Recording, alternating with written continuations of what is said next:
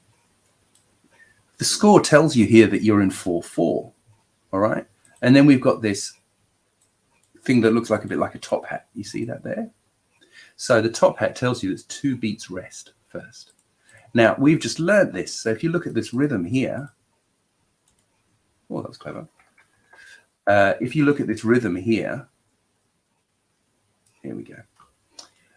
We've got, this is half a beat, quarter of a beat, quarter of a beat, and then half a beat. So basically an eighth note, 2/16, and an eighth note, right? So you've got, we count ourselves in for the 4 before the 1, if you know. 1, 2, 3, 4. 1 and 2 and 3 and 4 E and, right? Let's see, I'll grab a guitar here and we'll play that, right? I don't know if my guitar's in close enough. Right, so you have 3 and 4 E and, okay.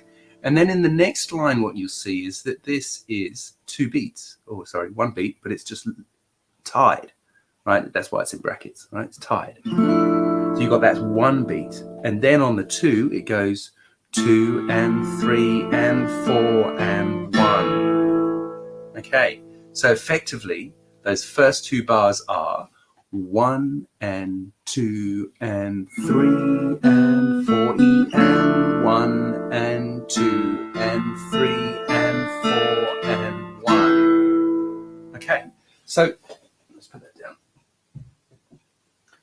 That is why reading rhythms is actually really helpful. So even if you'd never heard 10 Years Gone by Led Zeppelin, you would be able to play that song, right? So that is why it's a helpful thing to be able to do. So I hope you've enjoyed this live stream. If you've watched it on repeat, I really do appreciate it. If you are able to support the channel or you would like to have your own questions answered, you can do that by asking a question at patreon.com/Simon Morell. I will see you next time. All the best. Bye for now.